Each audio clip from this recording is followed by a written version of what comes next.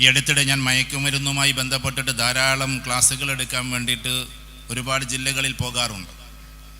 അതിനെക്കുറിച്ചൊരു പഠനം നമ്മൾ നടത്തി നോക്കിയപ്പോൾ യൂറോപ്പിൽ സത്യത്തിൽ ഇതിൽ നിന്നൊക്കെ മാറാൻ വേണ്ടി ഒരുപാട് കാലങ്ങളായി വ്യത്യസ്തമായ റിസർച്ചുകൾ നടന്നു.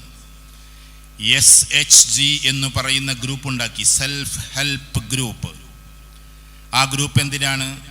ഒരുപാട് കാലങ്ങളായി മയക്കുമരുന്ന്, അതല്ല എൻ്റെ ടോപ്പിക് കേട്ടോ, ഞാനൊരു കാര്യം പറയാൻ വേണ്ടി ഇത് പറയുന്നു.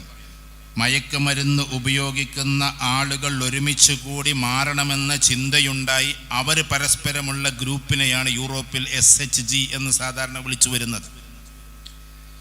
മറ്റൊരു ഗ്രൂപ്പ് കൗൺസിലിംഗ് ഡെസ്കാണ്. എന്ന് പറഞ്ഞാൽ കൗൺസിലിങ്ങിലുള്ള ആളുകൾ എല്ലാവരും കൂടി കേസ് സ്റ്റഡീസ് നടത്തി ഫോളോ അപ്പ് നടത്തി അങ്ങനെ പോകുന്ന രീതിയാണ്. മറ്റൊരു രീതി ഡ്രഗ് അഡിക്ഷൻ സെൻ്ററിൽ അവരെ വ്യത്യസ്തമായ രീതിയിൽ ചികിത്സിക്കലാണ്. പിന്നെ ഒരു രീതി എന്തെന്ന് ചോദിച്ചിട്ടുണ്ടെങ്കിൽ സോഷ്യൽ ഗ്രൂപ്പുകൾ ഉണ്ടാക്കലാണ്, ഇതിൽ നിന്നൊക്കെ മാറി നിൽക്കാൻ വേണ്ടി. പക്ഷെ അവർ ഏറ്റവും കൂടുതൽ സക്സസ് പോയിൻ്റായി പറയുന്നത് സ്പിരിച്വൽ ഗ്രൂപ്പ് പോലെ ഒന്നിൽ നിന്നും വിട്ടു നിൽക്കാൻ ആർക്കും കഴിയില്ല എന്നതാണ്. നമ്മൾ മതങ്ങളെയൊക്കെ പഴഞ്ചനായി കാണുകയും മതപരമായ അനുവർത്തനങ്ങളെ മുഴുവനും അതൊക്കെ പ്രാചീനമായി കാണുകയും ചെയ്യുന്ന ചില ആളുകളെങ്കിലും ഉണ്ടാകാം ചിലയിടത്തൊക്കെ. നമ്മൾ മനസ്സിലാക്കേണ്ടത് ഇന്ന് ലോകത്തിൽ കോർപ്പറേറ്റ് ലെവലിൽ ട്രെയിനിങ് നടത്തുന്ന ഏറ്റവും ടോപ്പ് ട്രെയിനേഴ്സ് ഒരു ദിവസത്തിൽ 2-3 കോടിയൊക്കെ കൊടുക്കേണ്ടുന്ന ആളുകൾ സ്പിരിച്വൽ ലെവലിലാണ് ക്ലാസ് എടുത്തുകൊണ്ടിരിക്കുന്നത്. വലിയ വലിയ കച്ചവടക്കാർ, വലിയ വലിയ കോർപ്പറേറ്റ് ഭീമന്മാർ സമാധാനമില്ലാത്തത് കൊണ്ട് അവരിതേപോലെ സ്പിരിച്വൽ ലെവലിൽ, അത് മതപരമാകാം അല്ലാത്തതാകാം, ആ ഒരു ലെവലിലേക്ക് അഥവാ ആത്മാവിനെ ഉണർത്താൻ വേണ്ടിയിട്ടാണ് പോയിക്കൊണ്ടിരിക്കുന്നത്.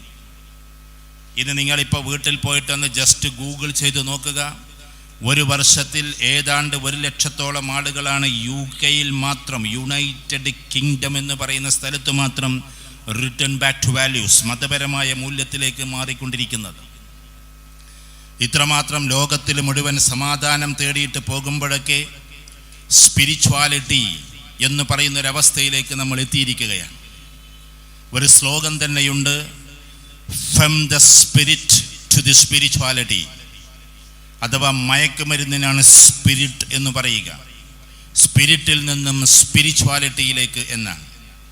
അഥവാ ആത്മീയപരമായൊരു ഭാവത്തിലേക്ക് നമ്മൾ എത്തുക എന്നതാണ്. അപ്പോൾ ഒരു മഹല്ല് എന്ന് പറഞ്ഞിട്ടുണ്ടെങ്കിൽ ആ ആത്മഭാവത്തിനെ നിലനിർത്താൻ വേണ്ടിയിട്ടുള്ള ഒരു പ്രക്രിയയുടെ പേരാണ്. അല്ലാതെ ഒരു പ്രത്യേക സംവിധാനത്തിൻ്റെയോ പ്രത്യേക വിഭാഗത്തിൻ്റെയോ ഗ്രൂപ്പിൻ്റെയോ പേരല്ല.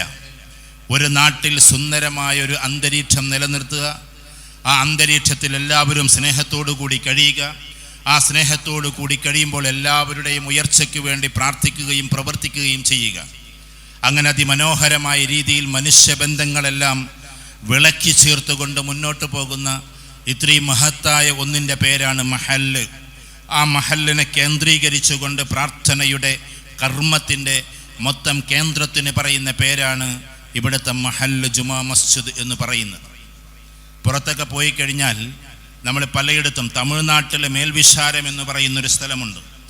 മേൽവിശാരം പള്ളിയിൽ നിങ്ങൾ പോയി കഴിഞ്ഞാൽ അവിടുത്തെ നാട്ടിലെ മുഴുവൻ പ്രശ്നങ്ങളും പരിഹരിക്കുന്നത് പള്ളിയിൽ വെച്ചിട്ടാണ്. ഞാൻ ആ മഹല്ല് പറഞ്ഞു, മേൽവിശാരം. മേൽവിശാരത്ത് നിങ്ങളൊന്ന് പോയി നോക്കുക. ബാക്കിയാത്ത് സ്വാലിഹാത്ത് എന്ന് പറയുന്ന പ്രധാനപ്പെട്ട, പണ്ടൊക്കെ നമ്മൾ ബാക്കവി ബിരുദം വാങ്ങാൻ വേണ്ടിയിട്ട് ഉലമാക്കൾ പോയിരുന്ന ആ സ്ഥലത്തിൻ്റെ അപ്പുറത്തുള്ള മഹല്ലിനെയാണ് മേൽവിശാരം എന്ന് വിളിക്കുന്നത്. ആ മേൽവിശാരത്തിൽ പഞ്ചായത്തിൽ ആരാണ് മത്സരിക്കേണ്ടത് എന്ന് പള്ളിയിൽ വെച്ചാണ് തീരുമാനിക്കുക. ഇതേപോലെ തന്നെ ഹൈന്ദവ മുസ്ലിം വിഷയങ്ങളൊക്കെ ആ പള്ളിയിൽ വെച്ചാണ് തീരുമാനിക്കുക.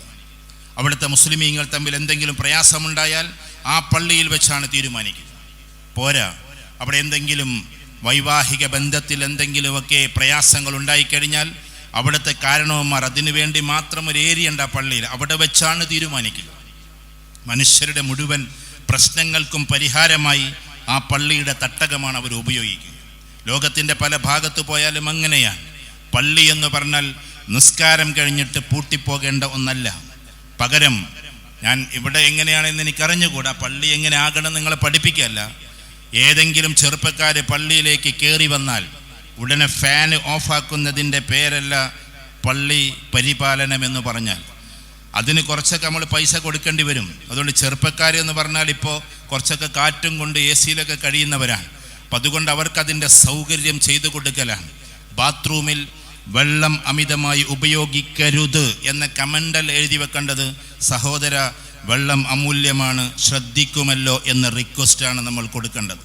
നമ്മൾ കമൻ്റ് പറഞ്ഞ് കമാൻഡാണ് നമ്മുടെ മുമ്പിലുള്ളത്. അങ്ങോട്ട് തുപ്പരുത്, ഇങ്ങോട്ട് തിരിയരുത്, അങ്ങോട്ടാകരുത്, ഇങ്ങോട്ട് ഇരിക്കരുത്, നഹ നഹ നഹ, ഇതാണ് നമ്മൾ പറഞ്ഞുകൊണ്ടിരിക്കുന്നത്. നഹ എന്ന് പറഞ്ഞാൽ അത് നിരോധിച്ചിരിക്കുന്നു, ഇത് നിരോധിച്ചിരിക്കുന്നു, അത് നിരോധിച്ചിരിക്കുന്നു. പകരം റിക്വസ്റ്റാണ്. നമ്മൾ യൂറോപ്പിലൊക്കെ പോയാൽ ബാത്റൂമിലേക്ക് കയറിയാൽ ബാത്റൂമിൻ്റെ അവിടെ എഴുതി വെച്ചിട്ടുണ്ടാവും താങ്ക്സ് ഫോർ ദി ഫ്ലഷ്, നിങ്ങൾ ഫ്ലഷ് ചെയ്തതിന് നന്ദി എന്ന്. നമ്മൾ സത്യത്തിൽ ഫ്ലഷ് ചെയ്യാൻ തുടങ്ങിയിട്ടേ ഉണ്ടാവില്ല. അത് വായിക്കുന്ന ഒരാളും ഫ്ലഷ് ചെയ്യാതെ വരില്ല. അതുകൊണ്ടാണ് താങ്ക്സ് ഫോർ ദി ഫ്ലഷ് എന്ന് എഴുതി വെച്ചിട്ടുണ്ടാവുക. അതുകൊണ്ട് നമ്മുടെ കുട്ടികളെ ഉത്തേജിപ്പിക്കുന്ന രീതിയിലുള്ള വാക്കുകളെ എഴുതി വെക്കാവൂ പള്ളിയുടെ ഓരോ ഭാഗത്തും. എന്ന് വെച്ചാൽ നമ്മളിപ്പോൾ ഇങ്ങനെ ഹൗലിൻ്റെ ഭാഗത്ത് കാണാറുണ്ട്, എന്ത് വെള്ളം അമിതമായി ഉപയോഗിക്കരുത്. അതൊരു കൽപ്പനയാണ്, അതൊരു വിരൽ ചൂണ്ടിയുള്ള വർത്തമാനമാണ്. വെള്ളം അമിതമായി ഉപയോഗിക്കരുത്. പകരം എഴുതി വെക്കേണ്ടത് എന്താണ്? സഹോദര വെള്ളം അമൂല്യം, ശ്രദ്ധിക്കുമല്ലോ. അതൊരു റിക്വസ്റ്റാണ്. ശ്രദ്ധിക്കുമല്ലോ എന്നതൊരു റിക്വസ്റ്റാണ്. ഇങ്ങനെ ഭാഷ പോലും മാറ്റേണ്ടുന്ന ഒരു പ്രവണതയിലേക്കാണ് ഇന്ന് നമ്മൾ മാറിക്കൊണ്ടിരിക്കുന്നത്. പ്രവാചക തിരുമേനി സല്ലല്ലാഹു അലൈഹി വസല്ലമയുടെ കാലത്ത് മസ്ജിദുൻ നബവിയിൽ ഒരാൾ വരികയും അധിക്ഷേപാർത്ഥം ആ പള്ളിയിൽ മൂത്രമൊഴിക്കുകയും ചെയ്ത സംഭവം നമുക്കറിയാം. മണൽത്തിട്ടയാണ്, അതായത് മണലായിരുന്നു അന്നുണ്ടായിരുന്നത്. ആ സമയത്ത് ഉമർ റളിയല്ലാഹു തആല അൻഹുവിന് വല്ലാണ്ട് പ്രയാസം വരികയും ആ സഹോദരൻ്റെ അരികിലേക്ക് ഓടിയെടുക്കാൻ വേണ്ടി ശ്രമിച്ചപ്പോൾ കൈപിടിച്ചു വെച്ചു പ്രവാചക തിരുമേനി സല്ലല്ലാഹു അലൈഹി വസല്ലം. എന്നിട്ട് പറഞ്ഞത് അദ്ദേഹം പൂർണ്ണമായി ഒഴിക്കട്ടെ എന്നാണ്. പള്ളിയുടെ അകത്ത് മൂത്രമൊഴിക്കുന്നവൻ്റെ, അവനെ ആക്രമിക്കാൻ വേണ്ടി ഓടിയെടുക്കുന്നവൻ്റെ കൈ പിടിച്ചുകൊണ്ട് പൂർത്തിയാക്കട്ടെ എന്ന് പറഞ്ഞ പ്രവാചക തിരുമേനി സല്ലല്ലാഹു അലൈഹി വസല്ലമയുടെ അനുയായികളാണ് നമ്മൾ ഓരോരുത്തരും. തൻ്റെ അമാമ, തൻ്റെ തലയിൽ കെട്ടുന്ന സാധനം, അത് പള്ളിയിലേക്ക് പോകാൻ വേണ്ടിയിട്ട് അതൊന്ന് കെട്ടാൻ വേണ്ടി തുനിയുമ്പോൾ അതിലൊരു പൂച്ച വിശ്രമിക്കുന്നു എന്ന് കണ്ടപ്പോൾ ആ അമാമ അങ്ങനെ തന്നെ ഇട്ടേച്ചു പോയ തിരുനബി സല്ലല്ലാഹു അലൈഹി വസല്ലമയെ നമ്മൾ മറക്കരുത്. പൂച്ചയുടെ ഉറക്കം പോകും. അതുകൊണ്ട് എൻ്റെ അമാമ കെട്ടിയില്ലെങ്കിലും ശരി, പൂച്ച ഉറങ്ങട്ടെ എന്നതാണ്. ഇങ്ങനെ കാരുണ്യത്തിൻ്റെ രീതിയിൽ പള്ളിയിൽ പെരുമാറുമ്പോൾ മഹല്ല് ശാക്തീകരണം ഉണ്ടാകും. അവിടുത്തെ കുടുംബം ശക്തിപ്പെടും. ഇവിടെ ഒരുപാട് കുടുംബിനികളാണ് ആ ഭാഗത്തിരിക്കുന്നത്.